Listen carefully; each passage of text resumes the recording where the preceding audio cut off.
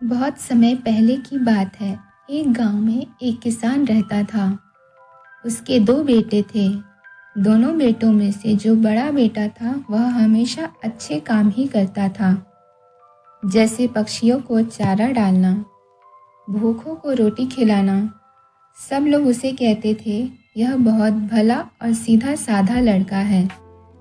पर जो छोटा भाई था उसका दिमाग उल्टी किस्म का था। वह सारे बुरे काम ही किया करता था। जब वह सारे उल्टे काम किया करता था तो घर वाले हमेशा यही कहते, हमारा तो बस एक ही बेटा है, यह तो बेकार है। जब छोटा भाई थोड़ा बड़ा हुआ तो उसे पशु चराने में लगा दिया गया। वहाँ पर भी वह सारे बुरे काम किया करता, पशुओं की दुर्दशा किया करता। एक दिन क्या हुआ, जब वह गायों को चरा रहा था तो एक गाय का बछड़ा जो अभी 5 से 10 दिन का ही था, गाय का सारा दूध पी गया। जब छोटे भाई ने उसे देखा तो उसे बहुत गुस्सा आया। उसने गुस्से में आकर एक डंडा उठाया और उसे बहुत मारा, जिसकी वजह से वह बछड़ा वहीं पर दम तोड़ गया। उसकी माँ रोने लगी, चिल्लाने लगी, पर उस छोटे भाई ने जरा सा भी नहीं सोचा कि मैं क्या कर रहा हूँ। उसके दिमाग पर इस बात का कोई असर नहीं हुआ। वह ऐसे ही बुरे काम करता ही रहा।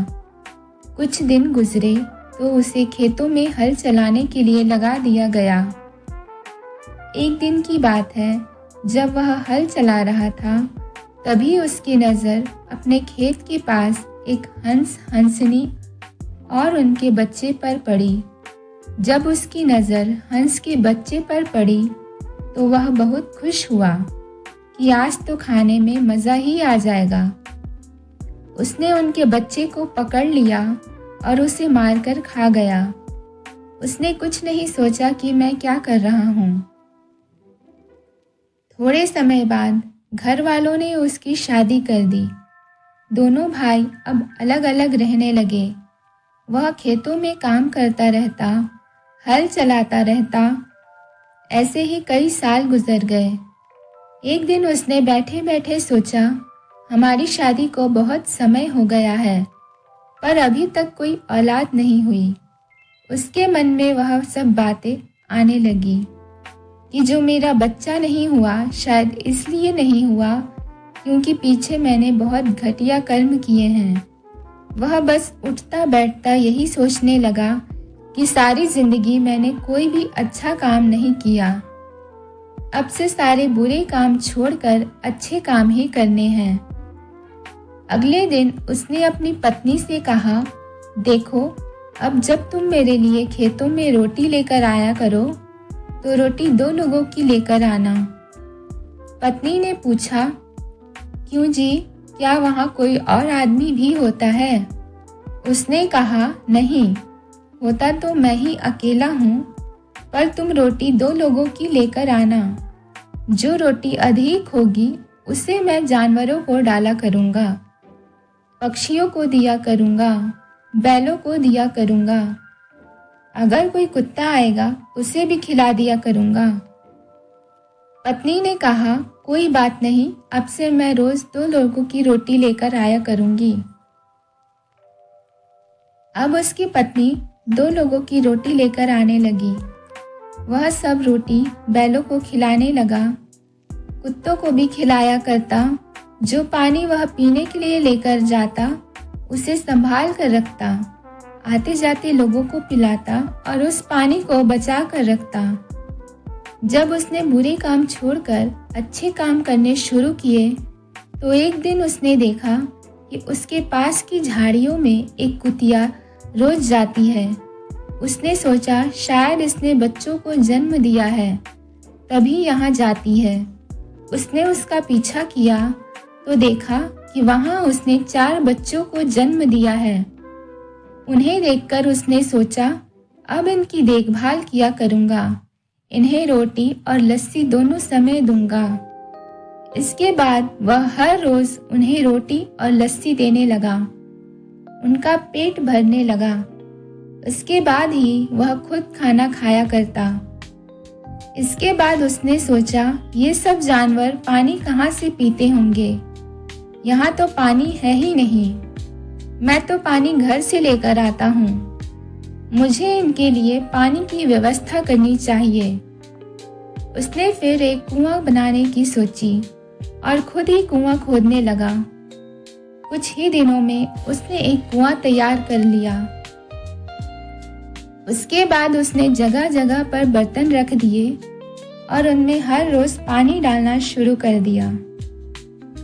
यह सब देखकर भगवान ने सोचा, कैसे कैसे बुरे कर्मों में डूबा रहने वाला यह मनुष्य अब अपने जीवन को कितना सुंदर बना रहा है। पहले जहाँ यह स्वार्थ, क्रोध और लापरवाही से भरा हुआ था, अब वहीं प्रेम, सेवा और पशु पक्षियों के लिए करुणा से उसका हृदय भर उठा है।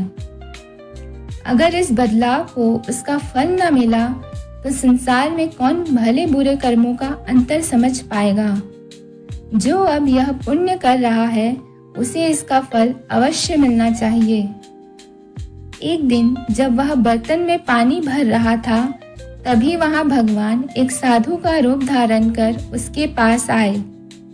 छोटा भाई साधु बाबा को प्रणाम किया और पूछा, बाबा क्या आप पानी पीने आए हैं? तो बाबा ने कहा, हाँ बच्चा, मुझे बहुत जोर की प्यास लगी है, इसलिए मैं पानी पीने चला आया। छोटे भाई ने साधु बाबा को पानी पिलाया। इसके बाद साधु बाबा ने उससे पूछा, बेटा यहाँ तो मुझे कोई पेड़ पौधे दिखाई नहीं दे रहे, तुम यह पानी किसको डाल रहे हो? छोटे भाई ने कहा, बाबा मैं यह पानी किसी पेड़ पौधे को नहीं डाल रहा, बल्कि मैंने यहाँ थोड़ी थोड़ी दूरी पर बर्तन रखे हुए हैं, उन्हीं में पानी डालता हूँ ताकि यहाँ के जानवर पानी पी सके, इसलिए हर रोज उनके लिए पानी भरता हूँ। बाबा ने कहा, बेटा कर्म तो तुम बहुत अच्छे कर रहे हो। छोटे भाई ने कहा, बाबा क्या बताऊँ आपको, इससे पहले मैंने बहुत बुरे कर्म किए हैं, यह सब तो अब जाकर करना शुरू किया है। बाबा ने कहा, कोई बात नहीं, तुम चिंता मत करो, अगर तुम ऐसे ही अच्छे काम करते रहो तो जो पिछले बुरे कर्म हैं वे सब कट जाएंगे। यह सब बातें हो ही रही थी कि उसकी पत्नी दूर से रोटी लेकर आती हुई दिखाई दी। तो उसने साधु बाबा से कहा, बाबा जी अब आप रोटी खाकर ही जाइएगा, मेरी पत्नी रोटी लेकर आ रही है। बाबा ने कहा, ना ना बेटा, अगर मैंने रोटी खा ली तो मैं पापों का अधिकारी बन जाऊंगा। छोटे भाई ने पूछा, बाबा जी आप रोटी खाकर कैसे पापों के अधिकारी बन जाएंगे? बाबा ने उत्तर दिया, बच्चा तुमने अकेले ने हल चलाना है, तुम्हारे अकेले की रोटी आ रही है, यदि मैंने रोटी खा ली तो तुम भूखे हल चलाओगे, उस बात का दोष मुझ पर आ जाएगा। उसने कहा, नहीं महाराज, मैंने तो पहले ही कह रखा है कि रोटी 2 लोगों की लानी चाहिए। बाबा जी ने कहा, फिर ठीक है बेटा, फिर मैं भोजन अवश्य करूंगा। फिर उसकी पत्नी भी वहां पहुंच गई। उसने साधु बाबा को प्रणाम किया, फिर सबने साथ बैठकर भोजन किया। भोजन के बाद साधु बाबा ने उनकी परीक्षा लेने की सोची। उन्होंने छोटे भाई से पूछा, तुम खुद रोटी घर जाकर क्यों नहीं खाते? अब तुम्हारी पत्नी को यहाँ आना पड़ा, पीछे से तुम्हारे बच्चे अकेले रह गए होंगे। छोटे भाई ने कहा, बाबा जी अभी तक हमारी कोई संतान नहीं है। बाबा ने कहा, तुम लोग कर्म तो बहुत अच्छे कर रहे हो, इसलिए तुम्हारा बिना संतान के रहना उचित नहीं है, तुम्हारे बच्चे का होना बहुत जरूरी है। उसने कहा, नहीं बाबा, अब तक तो कोई बच्चा नहीं हुआ। बाबा ने कहा, अब मैं तुम्हें एक बात बताता हूँ, तुम लोगों ने जीवन में जैसे भी कर्म किए हो, पर अगले वर्ष इन्हीं दिनों में तुम्हारे घर एक पुत्र का जन्म होगा। उसका नाम तुम लोग मत रखना, उसका नाम मैं ही रखूंगा। फिर पत्नी ने बोला, बाबा जी, साधु संतों का तो कोई ठिकाना नहीं रहता। आप कहीं चले गए तो क्या पता वापस आइएगा भी या नहीं। हम लोग आपको कहाँ ढूंढेंगे।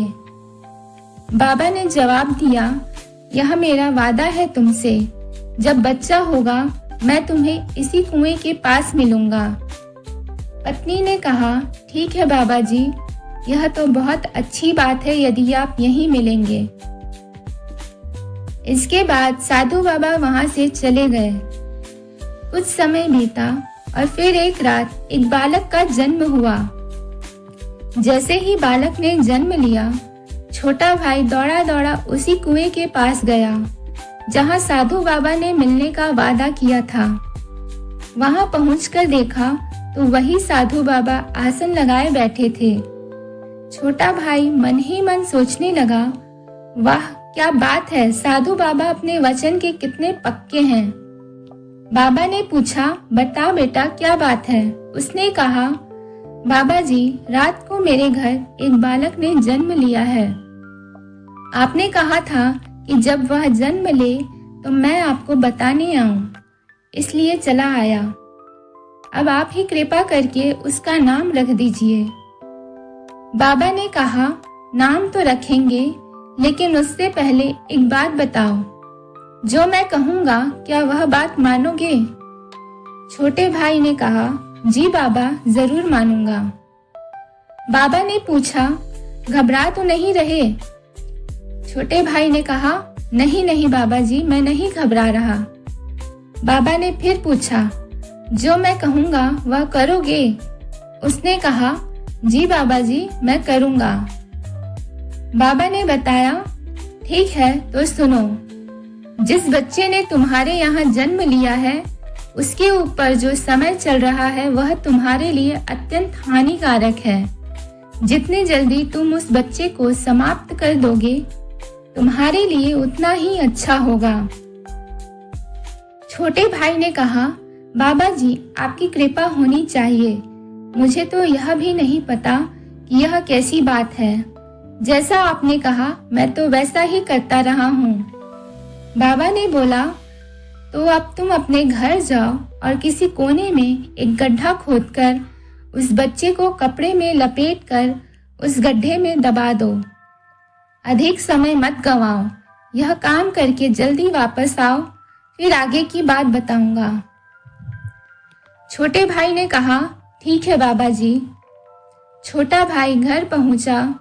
उसने एक कोने में गड्ढा खोदा, बच्चे को कपड़े में लपेटा और गड्ढे में दबा दिया। फिर वह चुपचाप खेत की ओर लौट आया। बाबा ने पूछा, क्या तुमने उसे दबा दिया? छोटे भाई ने जवाब दिया, जी बाबा, दबा आया हूँ। बाबा ने कहा, तुमने बहुत अच्छा किया, यह सब मैं तुम्हारे भले के लिए ही कर रहा हूँ। फिर छोटे भाई ने पूछा, बाबा, अब आगे क्या करना है? बाबा ने बताया, आगे की बात यह है कि अगले साल एक और पुत्र तुम्हारे घर जन्म लेगा। आगे की बात मैं फिर बताऊंगा। छोटे भाई ने कहा, ठीक है बाबा। इतना कहकर साधु बाबा कहीं वहीं से अंतर्ध्यान हो गए। समय बीत गया, 1 वर्ष और गुजर गया और ठीक उसी दिन जिस दिन साधु बाबा ने कहा था, फिर से एक पुत्र ने जन्म लिया। वह तुरंत खेत की ओर दौड़ा। वहां फिर वही साधु बाबा पहले की तरह आसन जमाए बैठे थे। उन्होंने पूछा, बताओ क्या हुआ? उसने कहा, बाबा जी, आज रात मेरे घर फिर से एक पुत्र ने जन्म लिया है। अब आप उसका नाम रख दीजिए। बाबा ने कहा, नाम तो मैं जरूर रखूंगा, लेकिन पहले यह बताओ, क्या तुम मेरी बात पर अब भी कायम हो? छोटे भाई ने कहा, बिल्कुल बाबा जी, आप जैसा कहेंगे वैसा ही होगा। जो हो रहा है वह तो आप ही जानते हैं, मुझे तो कुछ भी नहीं पता। बाबा ने कहा, मैं तुम्हारा भला ही कर रहा हूँ, कुछ भी बुरा नहीं कर रहा। छोटे भाई ने पूछा, बाबा जी अब क्या करना है? बाबा ने बताया, अब तुम ऐसा करो, इस बार घर की दूसरी ओर गड्ढा खोदो और बच्चे को कपड़े में लपेट कर वहां दफना दो। समय मत गवाओ, जल्दी करो और फिर लौटकर मेरे पास आओ। आगे की बात तब बताऊंगा।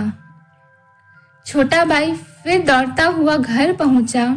इस बार उसने घर के दूसरी ओर गड्ढा खोदा, बच्चे को कपड़े में लपेटकर सावधानी से उसमें दफना दिया और वापस खेतों की ओर भागा। वहां जाकर उसने साधु बाबा से कहा, बाबा जी, मैं उसे दबा आया हूँ। बाबा ने कहा, बहुत अच्छा किया, अगले वर्ष तीसरे पुत्र का जन्म होगा। इतना कहकर साधु बाबा फिर से अदृश्य हो गए। समय बीत गया, 1 वर्ष और गुजर गया और ठीक उसी दिन जिस दिन साधु बाबा ने कहा था, तीसरे पुत्र ने भी जन्म लिया। जब छोटे भाई को यह बात पता चली तो वह फिर से भागते हुए खेत की ओर गया। वहां पहुंचने पर उसने देखा कि साधु बाबा फिर से उसी स्थान पर आसन लगाए बैठे हैं। उसने बाबा से कहा, महाराज, रात्रि को हमारे घर फिर से एक पुत्र ने जन्म लिया है। अब कृपा करके आप उसका नाम रख दीजिए। बाबा ने कहा, नाम तो जरूर रखूंगा, लेकिन पहले यह बताओ, क्या तुम मेरी बात पर अब भी कायम हो?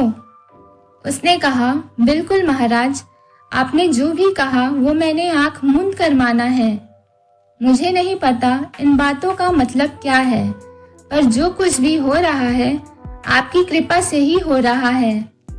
बाबा ने बोला, तो सुनो, उस बच्चे को गर्म पानी करके अच्छे से नहला दो और उसे एक शाल में लपेटकर एक पलंग पर लिटा दो। अकेले को घर में उस समय कोई नहीं होना चाहिए। बाहर से कुंडी लगा देना।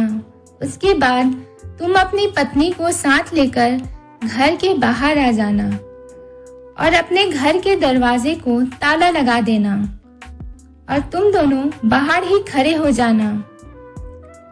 फिर उसके बाद तुम्हें सब पता चल जाएगा कि यह सब क्यों हुआ है। छोटे भाई ने कहा, ठीक है बाबा जी। वो वापस अपने घर की ओर चल दिया। जब वो आने लगा वापस, तो उसके जो पड़ोसी थे वो आपस में बातें करने लगे कि यह जो हमारा पड़ोसी है यह बड़ा पापी है। जब भी बच्चा जन्म लेता है वह उसे गड्ढा खोदकर दफना देता है। यह पाप तो हमें पड़ोसियों को भी ले बैठेगा। रात फिर से इसके घर बच्चा हुआ है।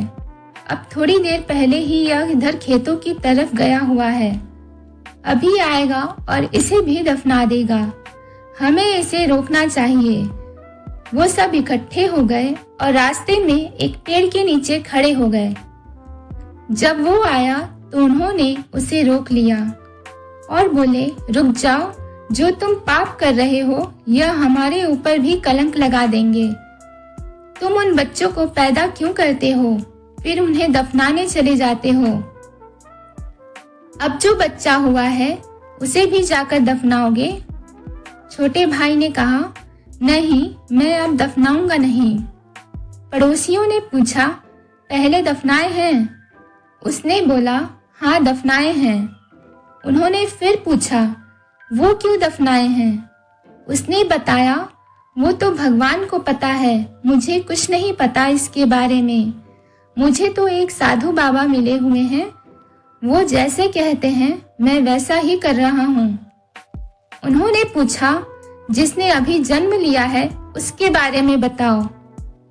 छोटे भाई ने जवाब दिया, उसे तो पलंग पर लिटाना है, नहलाकर। पड़ोसियों ने आपस में कहा, चलो इसके साथ चलते हैं, यह कोई ना कोई हरकत जरूर करेगा। वो सब उसके साथ चल दिए। इसके बाद जब वह घर गया, उसने बच्चे को लिया, पानी गर्म किया और उसे नहलाकर पलंग पर लिटा दिया।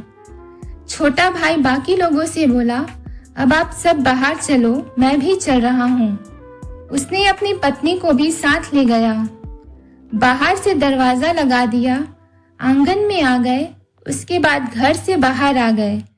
बाहर आकर छोटा भाई बोला, तुम लोग जरा दूर खड़े हो जाओ, हम दोनों यहीं रुकेंगे, हमें ऐसा महात्मा ने कहा है। पड़ोसियों ने कहा, ठीक है, देखते हैं तुम क्या करते हो। थोड़े समय बाद जो पहले बच्चे को दफनाया था उसकी आवाज आई अंदर से, मेरे छोटे भाइयों, बताओ तुम्हारा लेने देने का क्या संबंध है माता पिता से। दूसरे दफनाए हुए बच्चे ने बोला, पहले तुम बताओ बड़े भाई, तुम बड़े हो। पहले बच्चे ने बोला, अच्छा यह बात है तो सुनो, मैं इनके घर बेटा बनकर आया हूँ, पर मैं बेटा नहीं हूँ इनका, मैं तो दुश्मन हूँ इनका, यह तो मेरे दुश्मन हैं, मैं बदला लेने आया हूँ बेटा बनकर। दूसरे बच्चे ने पूछा, वो कैसे? पहले ने कहा, आपको पता है मैं कौन हूँ? इसने जिस गाय का बछड़ा मारा था, डंडे मार मार कर, वही आत्मा मैं अब बेटा बनकर आई हूँ। मुझे 5 साल का होकर मरना था, फिर इन लोगों ने मेरे कपड़े देख देख कर मेरी बातें याद कर कर के रोना था और दीवारों से टकरा टकरा कर फिरते, जैसे मेरी माँ याद कर कर के मुझे रोती थी, वैसे ही इनको भी रुलाना था। पर अब ऐसा हो गया है कि अब इन्हें भगवान सामने से आकर मिल गए हैं। वह इसलिए मिल गए क्योंकि इन्होंने यह थोड़े समय से अच्छे काम करने लग गए हैं। उसकी वजह से भगवान इन्हें मिल गए और उन्होंने मुझे सीधा इस गड्ढे में दफना दिया। अब इनका मुंह ना मेरे में है, ना मेरा मुंह इनमें है। इन्होंने मुझे दफना दिया, अब मेरा दुख इन दोनों को नहीं है, मेरा हिसाब पूरा हो गया। फिर जो दूसरा बच्चा दफनाया था उससे पूछा, अब तुम बताओ। दूसरे बच्चे ने जवाब दिया, बस मैं भी बदला लेने ही आया था। जब यह हल चला रहा था खेतों में, वहां से एक हंस हंसनी और एक बच्चा निकले थे। पीछे था मैं। इस पापी ने मुझे मार कर खा लिया, मेरे माता पिता रोते रोते मर गए। मैंने कौन सा इसका कुछ बुरा किया था? इसने मेरी हत्या की, मुझे मारा, मेरे माता पिता से अलग किया। वही आत्मा अब मैं बेटा बनकर इस घर में आई थी बदला लेने के लिए। जब मैं 18 साल का हो जाता, फिर इन्होंने मेरी शादी करने का सोचना था। फिर कुछ समय बाद मेरी शादी हो जानी थी, फिर मेरी मौत हो जाती। फिर इन पापियों ने दीवारों से टकराना था। जैसे मेरी माँ तड़पती थी, वैसे ही इन पापियों ने तड़पना था। पर अब पता क्या हो गया है? अब इन्हें भगवान मिल गया और इन्होंने इसे सीधे रास्ते डाल दिए। मुझे जन्म लेते ही इन्होंने गड्ढे में दफना दिया। मेरा इनको अब कोई दुख नहीं, मेरा मुंह इनमें नहीं और इनका मुंह मुझ में नहीं था। अब मैं वह बदला नहीं ले रहा, वह सब नष्ट हो गया, क्योंकि अब यह अच्छे कर्म करने लग गए हैं। मेरा हिसाब पूरा हो गया। फिर तीसरे बेटे को, जिसे पलंग पर लेटाया था, उससे पूछा गया, तुम बताओ तुम्हारा क्या लेना देना है? तीसरे बच्चे ने बोला, कोई किसी का बेटा नहीं, कोई किसी की बेटी नहीं, यह सब तो पिछले जन्म के लेने देने के संबंध है। आया मैं भी बेटा बनकर हूँ, पर बदला लेने के लिए नहीं, बल्कि इनकी पालना करने के लिए। पहले बच्चे ने पूछा, वो कैसे? तीसरे ने कहा, जब मैं पिछले जन्म में एक कुतिया जी जून में था, तब मैंने इसके खेतों में बच्चों को जन्म दिया था। मेरे 4 बच्चे थे। यह माँ रोटी लेकर जाती थी, लस्सी लेकर जाती थी। यह मुझे रोटी देता था, लस्सी पिलाता था। इसने मुझे पाला जब तक मेरे बच्चे बड़े नहीं हो गए। अब मेरी 101 साल की उम्र है। मैं इनको आगे ले जाने के लिए आया हूँ। अब मैंने इनकी पालना करनी है। जो मेरे पीछे मेरे 4 बच्चे थे, लेना देना हिसाब उनका भी है। वह पोते पोतियों के रूप में इस घर में आएंगे। वो फिर इनकी सेवा करेंगे। बात यह है कि अगर यह पापी वैसे ही काम करते रहते, अच्छे कर्म ना करने लगते तो पता क्या होना था। बड़े भाई, तुमने 5 साल का होकर मरना था और दूसरे भाई ने 18 साल का होकर मरना था। फिर मैंने यहाँ लड़की के जन्म में आना था। फिर इन्होंने घर बेचकर मेरी शादी करनी थी। यहाँ मेरी शादी हो जाती, फिर मैंने इन्हें वहाँ ले जाना था। वहाँ फिर इन्होंने झगड़ा करना था और मेरे पति ने इनको धक्के देकर घर से बाहर निकाल देना था। फिर इन पापियों ने गलियों में घूम घूम कर मांगना था और मर जाना था। पर अब मैं इनको पालने के लिए आ गया हूँ, वह इसलिए क्योंकि जो अच्छा कर्म किए हैं। इन्होंने यह सुनकर बाहर खड़े माता पिता फूट फूट कर रोने लगे, बोलने लगे, हे प्रभु, हम तो अज्ञान थे, हमसे अनजाने में जो भी पाप हुए उनके लिए क्षमा करना। जो भी कष्ट हमने अपने कर्मों से पाए हैं वह भी हमने स्वीकार किए। अब तूने हमें सच्चाई का ज्ञान दिया। हमारे बच्चों के रूप में जन्मी आत्माओं ने हमें आईना दिखा दिया। यह कहानी हमें यह सिखाती है कि जीवन में किए गए हर अच्छे बुरे कर्म का फल अवश्य मिलता है, चाहे वह इस जन्म में हो या पिछले जन्मों में। छोटे भाई ने अपने बुरे कर्मों का पश्चाताप किया और साधु बाबा के मार्गदर्शन में अच्छे कर्मों की राह चुनी, जिससे उसका भाग्य बदल गया। पहले जन्म में 2 पुत्र दरअसल पिछले जन्मों में हुए पापों और अधर्म के प्रतीक थे, जो बदला लेने के लिए जन्मे थे। लेकिन छोटे भाई के नेक कार्यों ने उनके क्रोध और प्रतिशोध को शांत कर दिया। तीसरा पुत्र पुण्य का फल था, जो सेवा और स्नेह का प्रतीक बनकर आया।